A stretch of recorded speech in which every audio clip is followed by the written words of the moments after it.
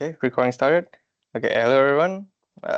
Welcome back to our AI is Fun session, which is our bi-weekly sharing session covering the latest and greatest in AI.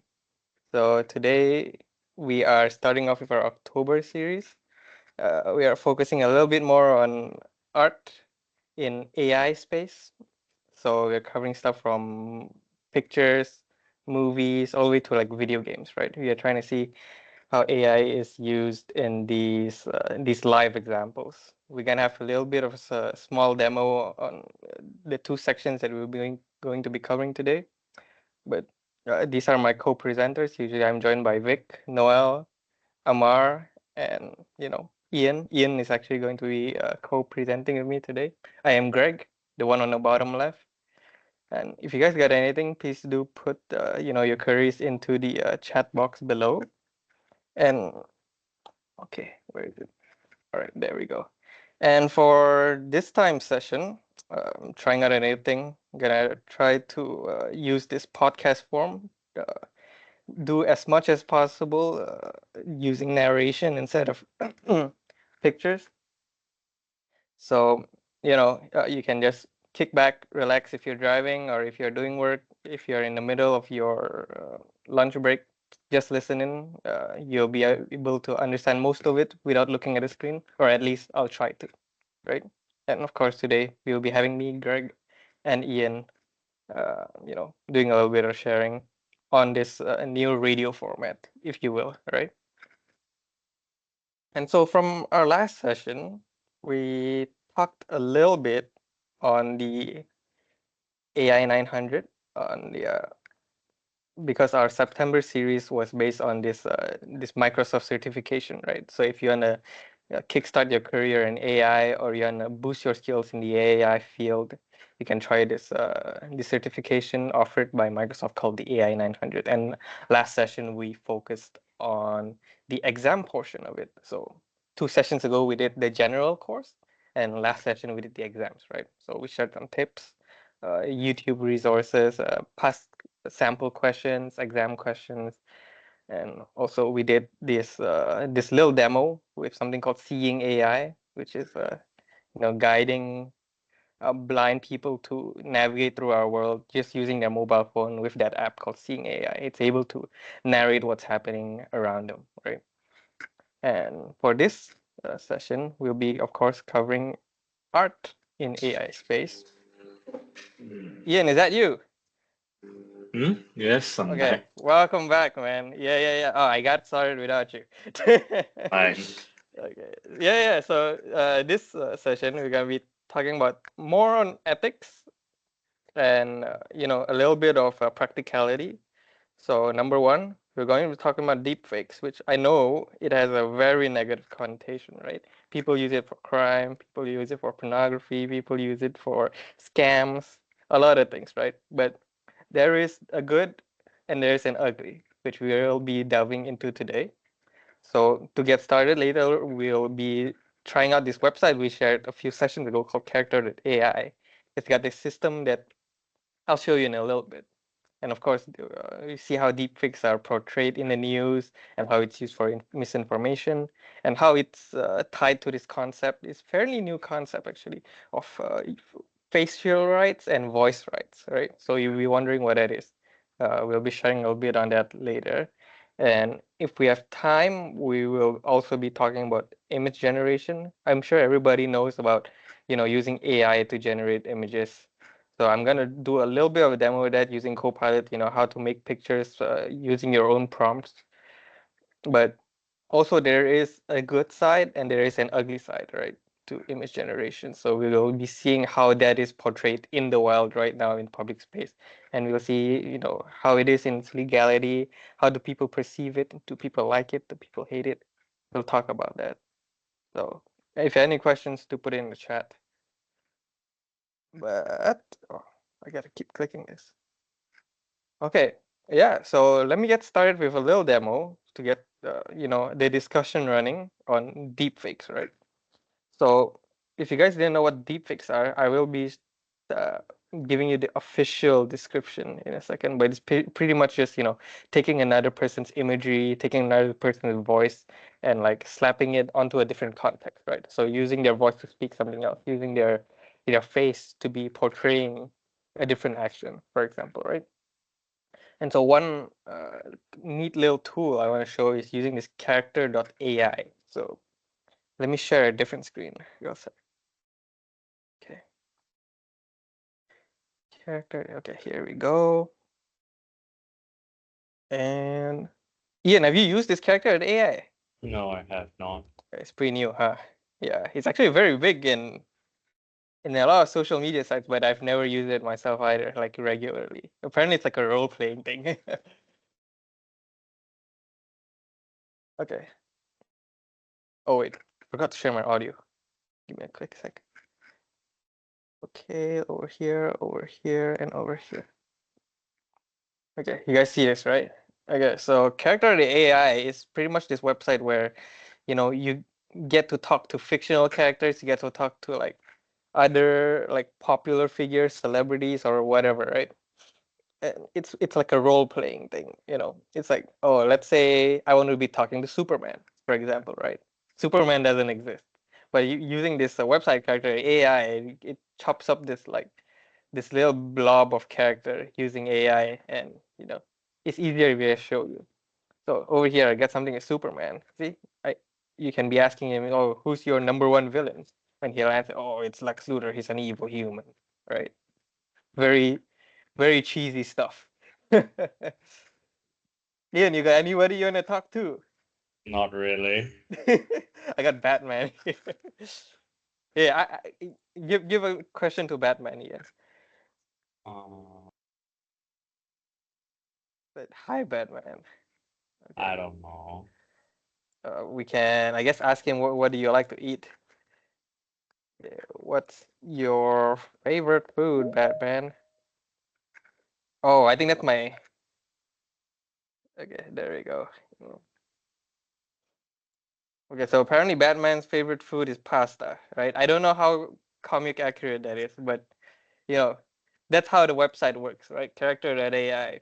But one neat little thing that I do want to show is that with each of these characters, you get to paste the voice into them. So let's say you are talking Batman, you can have Batman like speak to you in Batman's voice, if that makes sense. Right?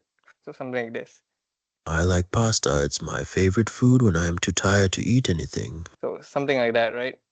So for example, over here, it has a function to be creating your own characters, right? And one function is that you can be inputting your voice. So if I click on voice here, of course, gives you the prerequisite warnings. Don't record third parties without consent. Don't use it for deepfakes. Very important. No frauds, no scams, no bullying, right? And don't use protected intellectual property. We're going to be covering a lot of this later, but use it for good, right?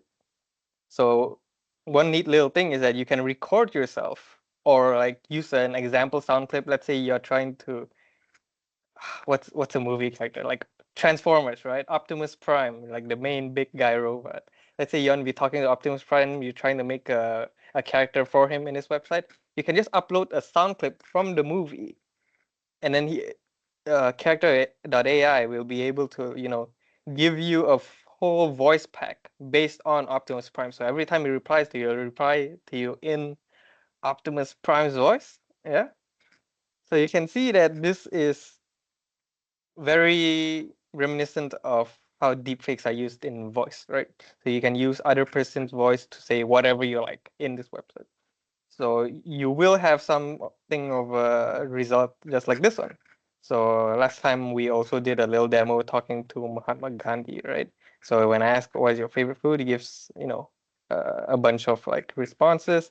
And what I suspect the person who made this bot, this Mahatma Gandhi bot, did is that they uploaded a bunch of Gandhi's like historical speeches onto this website, and they were able to, return a voice. So something like this. Here, let me play it. Oh, my favorite food has to be the humble aloo paratha. There's something about those fluffy, potato-filled flatbreads that just warms my heart and my stomach, of course. So you see, it catches its mannerisms, it catches like the flow of how somebody speaks, right? And of course, the tone of their voice, right? So in essence, it's like this is the very basic of how deepfakes could be done with your voice. So let me go back to sharing my PowerPoint real quick.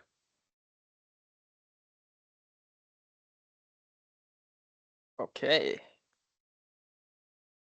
So one news article that I was looking into, thanks to Ian for sharing this with me. So it's something from I think 4 days ago. It's like this.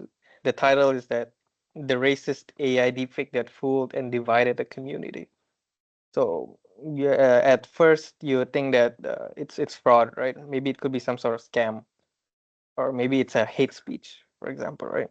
So if we dig a little bit deeper into the article, see, it says that when an audio clip appeared to show this local school principal making derogatory comments, it went viral, right? Because you don't want your school principal to be saying hate speech, right? So he received death threats, and everybody knew about it, but it was soon exposed as a fake manipulated by AI, right? And the thing about information is that when something's already released out, it's propagated out, it's really hard to, silence it, right? So no matter how fake it is, right? So in the context of deepfakes, when a deepfake gets out, it's really hard to get it verified. Even if people know it's fake, it's hard to get that information that it's fake to everybody, you know. So it appears that one of the students from this school in Baltimore, uh, you apparently he hated the principal, and he used AI to deepfake his voice to be making these derogatory comments, these racist comments.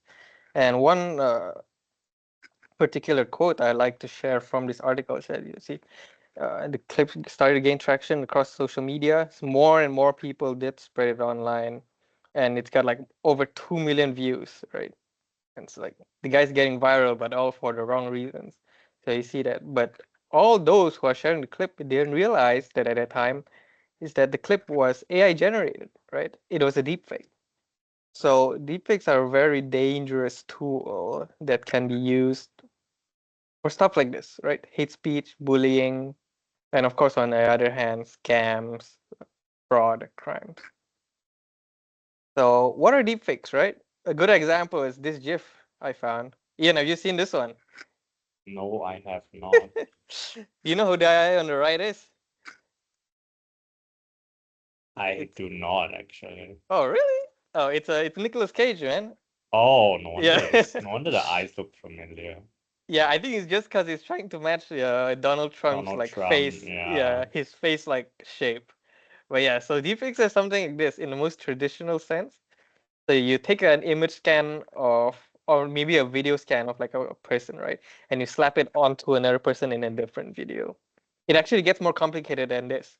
There is cases of this being used, of course, for good in cinema, but I'll show you in a little bit. So if I ask Copilot, what are deepfakes, right?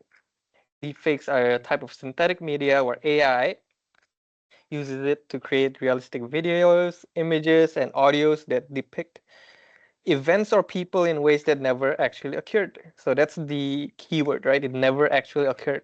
So you're taking a different person, a different thing, and pasting it onto a different context, right? And this term deepfake, it combines the two words deep learning, which is a function of AI, and this, of course, it's fake because it never happened, right? Of course, these AI generated media can be very convincing.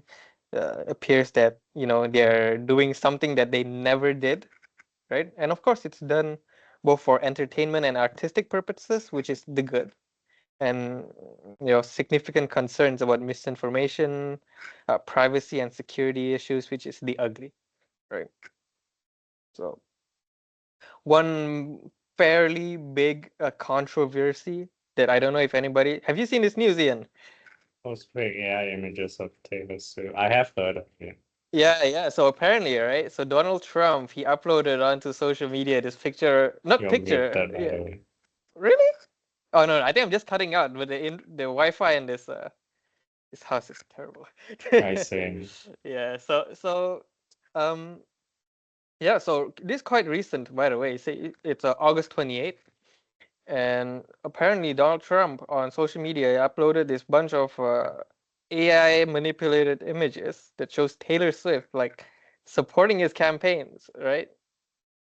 Of course, falsely suggesting that he has the singer support. So it's like it appears that Taylor Swift is a big Donald Trump supporter. And as you know, that misinformation, especially in politics during the presidential like campaigns, right? It's highly illegal, right? It's not it's misinformation. It sways people to, let's say if you're a Taylor Swift fan, it's like, oh, Taylor Swift is supporting this candidate. Like it's a very easy influence, right? And I think you can automatically see how this is very morally, morally iffy, you know. And so, okay, before I get to the next part, any thoughts on this, Ian? Wait, give me a moment. Yeah, Um, because like, yeah, it is kind of like a big thing, right? I wonder why they never like punish people for like doing this. that's because there aren't any laws regarding deepfakes. Yeah. Yeah, that is true. Yeah, the laws like skirting AI is still kind of I guess they can have like misinformation laws. Yeah, that's for sure. But like specifically for AI, I guess it's still a little bit like blurry, right? The laws. I I, mean, how would you regulate it? yeah, I think especially the fact that there's not much of like a standard with AI yet. It's like people can just do anything with it, right? It's like it's like Yes, the wild west of internet with this AI, you know? back to 10, 20 years ago. Right, right. Yeah, when it's like 10, 20 years ago, I remember it's like you can be finding a lot of like just everything on Google. They didn't even censor this stuff. Yeah, Like compared to like Google today, right? Google today it tailors they try to not give you fake news, for example, right? But it's yeah. like with AI, it's difficult, right? It's like how would you even know, or like similar to the example with the principal earlier, right, from Baltimore. It's like you wouldn't know if he's like if he's actually saying racist stuff or it's like is somebody deep faking it, right? When you're seeing like a video, I think it isn't second nature for you to think that, oh, is this fake, right? But I think as more and more AI like stuff pumps up, people do get like that, that feeling is like when they're watching something, oh, is this real, is this fake? I think it's just starting to pop up. Do you have that feeling, Ian? In terms of, Yeah, if you're like watching something and you're wondering, is this real, is this fake, is this like deep fake? I try not to think about it. Yeah, I mean it does take the fun out of things. Or like let's say you're watching like I don't know, like a funny video. It's like you're thinking, oh, is this funny video real or fake? It kind of like, takes the fun of it in that context, right? I mean, people can use this to like deny accountability, right? And say they committed a crime like assault, and it's like, and someone recorded you, go just say, oh, it's a deep fake. I never did Yeah, that. I've heard that argument before. I wonder if anybody's like actually like successfully defended themselves using that. That's like, yeah. Yeah, so people can use deepfakes as that sort of things, I guess manipulation. Hmm. But on the good side, we do have deepfakes as a creative output. Have you watched this movie? Has anybody watched this movie? This is a Star Wars movie, I saw actually. this one scene of This it. one scene, yeah, it's Rogue. This from the one Rogue One. It's like one of the prequel stories. So here, let me just play it real quick, and then I'll give you the context.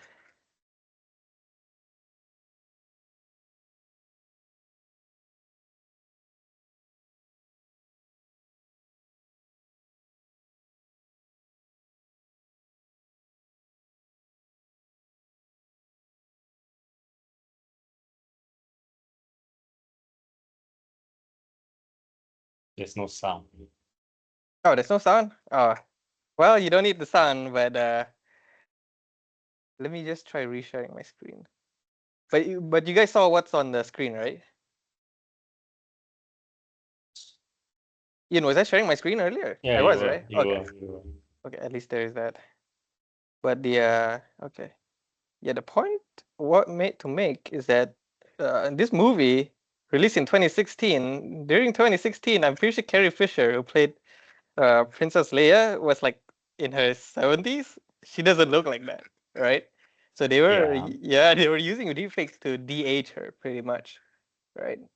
Um, I And don't know if she any, yeah, I don't know she if any, died in 2016.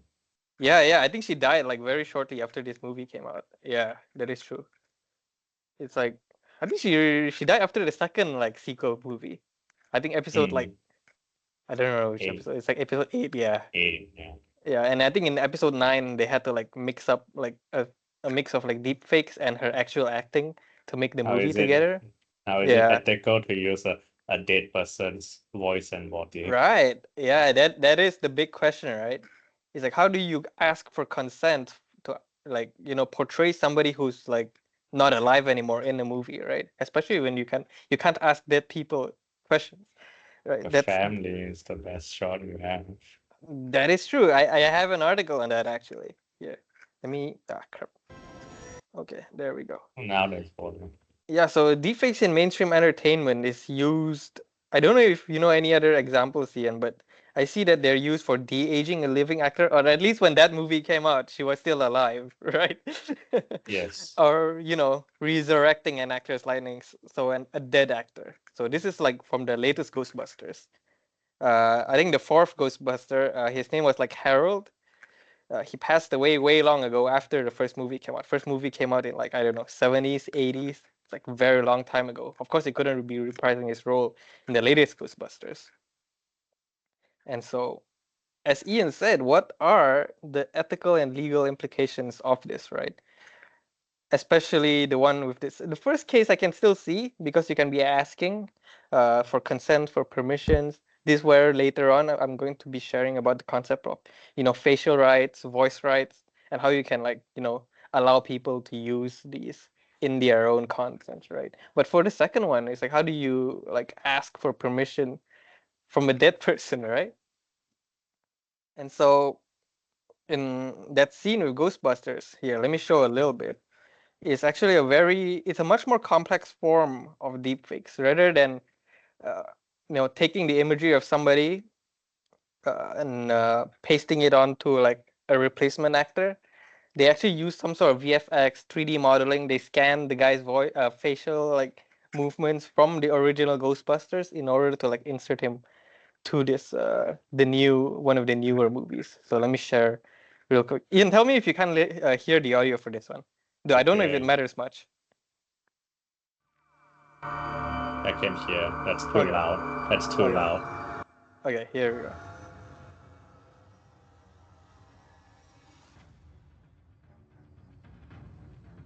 So this is him in the new movie, and this is him in the old movie. So you see, he's taking like screen captures of him from the old movie and making a 3D model out of him. 3D modeling to do deepfake is like a very big thing right now.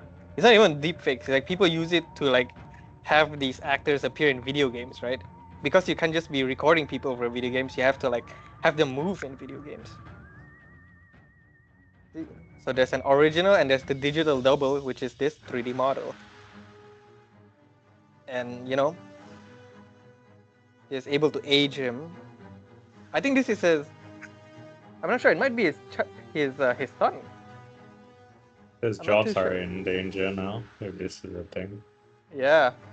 Yeah. See, he's able to like take a bunch of reference images, see how people age, and apply it to that original like 3D model. Yeah. So there's like a bunch of stuff they had to. You see, he's able to like move. So there is a replacement actor, right? See over there. And then he used like the 3D modeling to like shape it around. You saw it here in the back. Let me. I'll rewind later.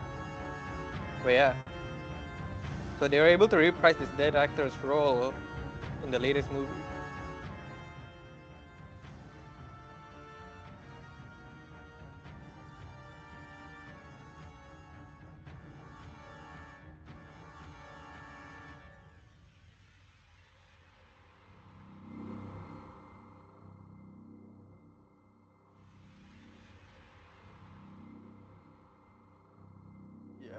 So it's actually, yeah, it's very impressive and kind of scary to think about it, right? It's like how modern cinema can make use of these technologies to like make stuff extra realistic, you know. Let me rewind to a certain scene. I think this one. Yeah, you saw that. You see, this is the base actor, right? The base actor that they have when they are filming it with the other actors, they need to have like a person that they're interacting with, right? So in this, it would be Harold's like his representation, right? And then in post, VFX in the visual effects.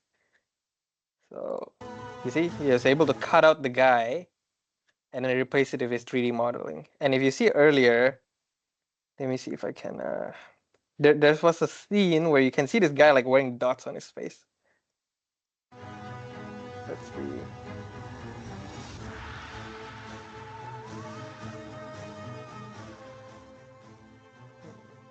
Yeah, you see this guy wearing the dots in his face, so they're able to like capture like the specific points on their facial like range of animations for the 3D model to like morph into, you know.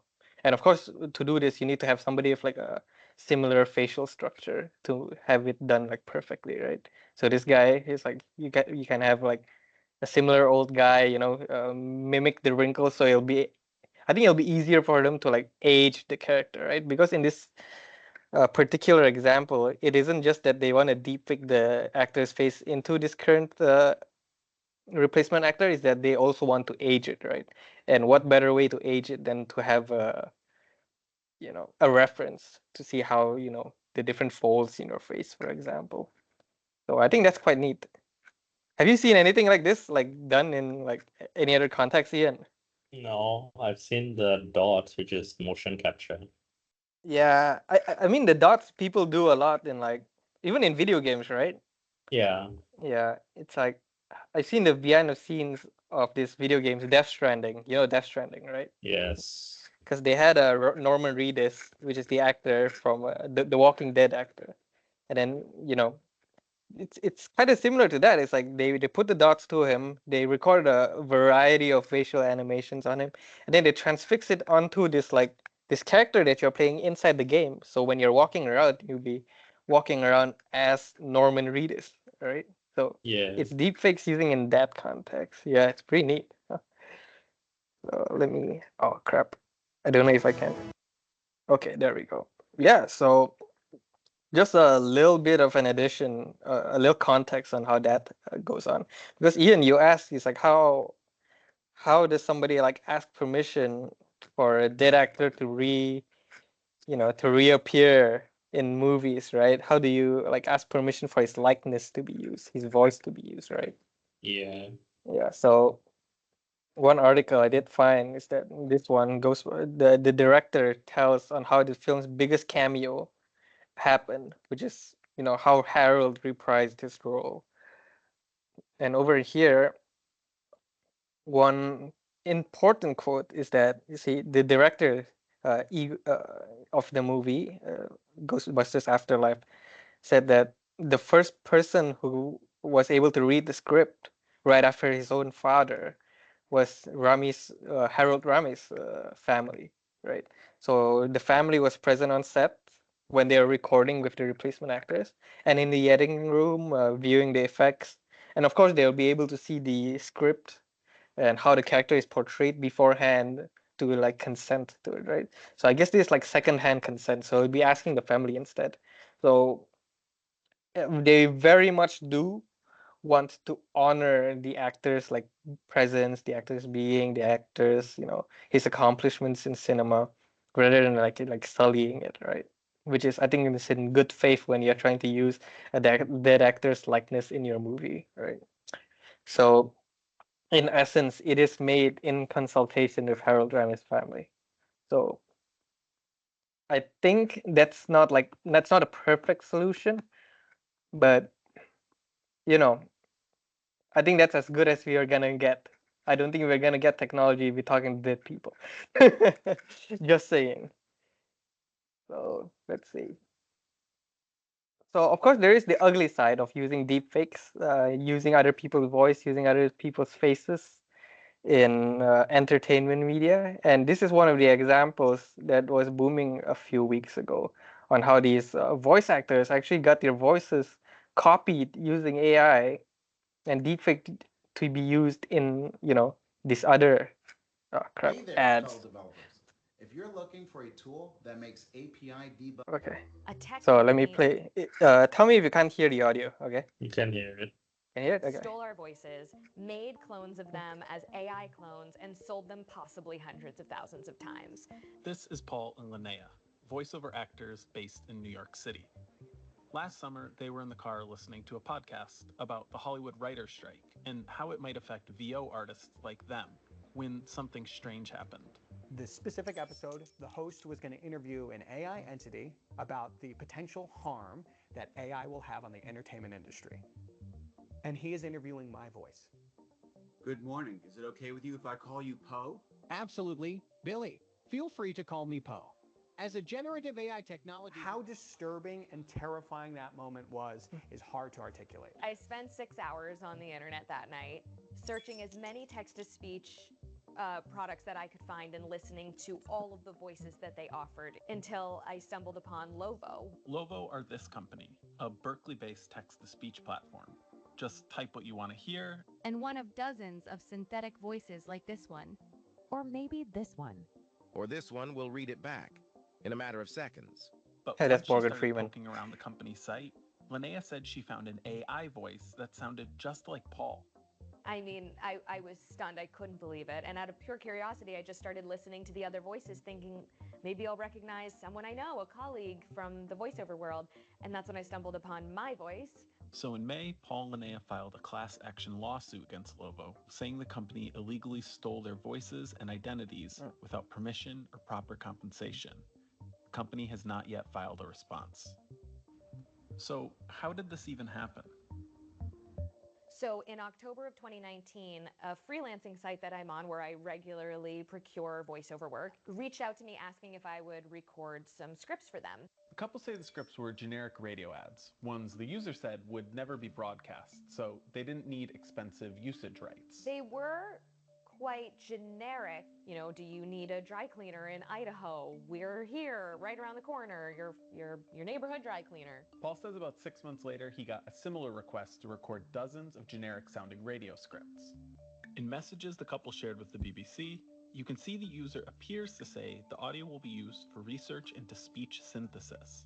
Paul follows up to clarify whether the audio will be used for anything other than their specific research. In the next message, the user then appears to confirm the audio will not be used for anything else. And then I asked, will you be changing the order of my audio or using it in any separate way? And they said no. As for Linnea, she says the user she spoke with deleted part of the conversation. But in the communications that remain, it appears the user presents the scripts as test radio ads, ones that will not be disclosed externally. The couple said there was no formal contract, just these messages they've shared with us. We can't, however, verify if these are the complete conversations. In both cases, though, the couple recorded the audio, sent the files, and moved on. We only need a person to read 50 sentences, and I believe that's something an average Joe could do. The voice you're hearing is Tom Lee, co-founder of Lovo, speaking on a business podcast about how their voice cloning technology works. We can capture the tone, the character, the style, the phonemes, and how you even, if you have an accent, we can even capture that as well. We reached out to Lovo on multiple occasions to request an interview with Mr. Lee. We also asked for any correspondence or conversations they may have with Paul and Linnea. They did not respond to any of our messages. So what's going on in the voice actor cases are a field of law known as rights of publicity. The thing that's being copied is not a piece of copyrighted work, but a piece of someone's personality, right? And so then we get these personality rights or rights of publicity, where the allegation is not you copied my song or you copied my drawing, but rather you copied my voice. Professor Garcia also says the licenses the couple granted the user who contacted them may have also been violated. Licenses are permission for a very specific and narrow use, right? I might give you a license that you can swim in my swimming pool one afternoon, but that doesn't mean you can come whenever you want and have a party in my swimming pool, right? That would exceed the terms of the license. And I think that would be the argument for these voice actors here. The voices have since been removed from the company's website, but an ad still exists online where Paul's supposed voice clone can be heard. So I sat down with the couple to take a listen myself. Introducing Jenny by Lovo. Artificial intelligence that makes it fast and easy to create voiceovers for marketing, e-learning, documentaries, animations, games, audiobooks, and more. Introducing Jenny by Lovo. Artificial intelligence that makes it fast and easy to create voiceovers for marketing, e-learning, documentaries, animations, games, audiobooks, and more. So it's exactly his When we voice. all Wow. thought of AI in the future, we thought AI is going to be folding our laundry and making us dinner. We didn't think AI is going to replace human beings' creative endeavors. This case is just one of many being brought against AI companies by artists who don't want to lose control of their work and livelihoods, and more are likely to come. We really have no other choice but to stand up and give our energy to this, because when companies develop technology that way, it's not innovation anymore, it's just exploitation. Yeah. So the thing that he said towards the end is like when companies use technology that way, it's no longer innovation, it's exploitation, right? Like, what do you think, Ian? Well, people have always feared that AI steals their jobs, right? Right? Yeah, but I feel like this is done maliciously, isn't it? Because it's like, because of course, if the concept of earlier, I was trying to talk about like facial rights, their voice rights, they're being stolen, right? It's like when, let's say you're doing modeling, right? And people are taking pictures of you. You're expecting for the pictures to be used, let's say in a fashion magazine or something. Imagine if it shows up in like pornography or something, right? It's like, wouldn't you be mad? Oh yeah. Yeah. So I think this issue extends just beyond AI, right? It's just being used maliciously, of course. And it's also quite scary that how the website was able to almost perfectly mimic the tone, the accent of that same guy, right? You saw like earlier the guy with the curly hair when they Yeah. are playing the ads. It sounds exactly like him. It's almost crazy. Yeah. And so let me see if I can scrub any. Yeah, and unfortunately, as Ian said, the legal laws surrounding AI, it's still kind of gray, of course.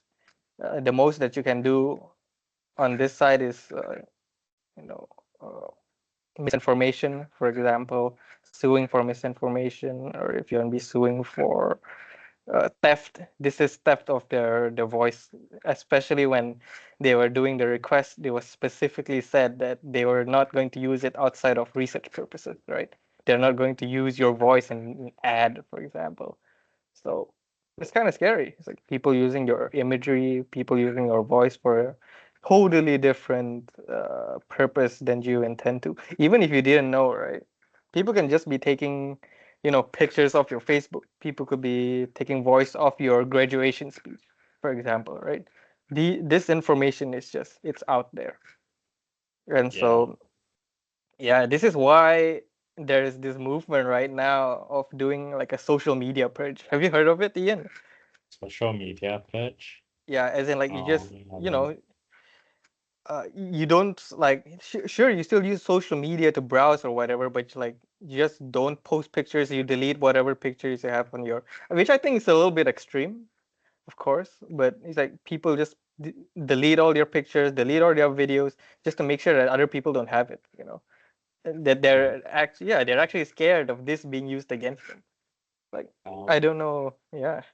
I never post pictures anyway, so I'm safe. I suppose so, and yeah, you're already ahead of the game. But yeah, I I don't know. We'll have to see how this technology, because deepfakes are actually in the span of, let's say, computer history. It's actually a very very new invention, right? It's like 10 years Yeah. ago. Yeah, when you think Mm. about like some people trying to do like something like deepfakes, people trying to like imitate a person's voice. You would have like maybe an imitation voice actor, like people who's really good at doing voices. Maybe they'll like chop up voice clips from different like other different videos to like put them into a specific order, and even then it wouldn't be perfect, right? And fast forward today, we see that deepfakes are being used in almost a very perfect fashion. It's able to imitate almost 100% the mannerism of the person they're trying to imitate, right? So it's, you know, the technology can only ever go further than that. It cannot go and it cannot deteriorate, right? It can only improve, which is it's scary. And so, okay. On the other hand, remember when I was talking about facial, right? So one big example right now is that Ian, you know who Bruce Willis is? Yes, it's an actor. That's Yeah, all he's I the know. if any of you guys watch Die Hard, yeah, Bruce was the main guy in Die Hard. He's the bald guy. I have a picture of him in a little bit, but he is a notable example of an actor that sold his likeness, so his facial rights and his voice rights. I think both to be used in movies and commercials. So this was back in 2022. He was the first Hollywood star to be selling his rights for deepfake technology, right? So you would wonder why would he do this, right?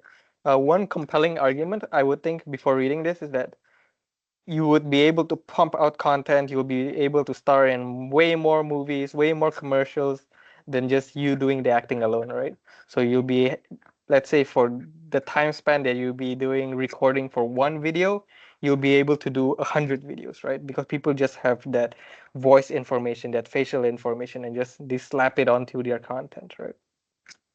And that's one argument. And of course, the other argument is this one that it was stated right here is that the decision came right after he decided to retire from acting because of a diagnosis of aphasia, right? And this is a condition that affects language comprehension and expression. I would want to show you, but it's not a short video. There's this video out there that Bruce Willis's daughter shows his father's condition today, Bruce Willis's condition, and he was difficult of speech. He wasn't able to like. It's a little bit like what's that disease called, Ian? Which one? Is it Alzheimer's? I don't know. It's the one where your hands shake when you're like you're losing your Oh, yeah, you're like losing your motor functions. um, you asked What is what's it his called? disease, right? Yeah, is He it has Alzheimer's? dementia. He has Dementia? dementia. Isn't dementia where you lose your memories instead? Yeah, but I'm sure there's other Like prob symptoms? yeah, other symptoms of dementia. Yeah, so it's like it's something like that. So obviously when you're like, you can't control your motor movements, you slur at your speech, then you wouldn't be able to, effectively star in movies, star in videos. But you know, but if you're still thinking about using your voice, using your image to create more content, especially to generate an income when you're not able to, right? I feel like this is a good like balance, especially if you do give consent to it. Of course, the consent part is the most important, right? And so his digital likeness was first used in this advertising campaign by a European company, and he was pretty much he was happy with the results. That's what's up. But of course, it did spark this discussion about ethical implications of how deepfake technology can be used for both good and bad in the entertainment industry, right? And so I did pull out this article. So Bruce Willis, he may be the next AI Hollywood star, and he's okay with that, right? Because he does. I think I've got a little bit of a. Oh nope, that's the section on. I don't think we have time today to do image generation, but let's do a little wrap up with Bruce Willis. Any thoughts on like this new technology, like using actors in roles that they are not actually in. Ian, Um, actually, have you ever seen this in action before in any movies? no, that's because I don't watch many movies. Have you watched the one of the latest Spider-Mans? Oh, yes. The was it No Way Home? No, no, no. Is it what's the one with three Um, Spider-Mans in it? What was it called again? I think it's No Way Home. Yeah, yeah, cause Sandman was in that movie, right? Yeah.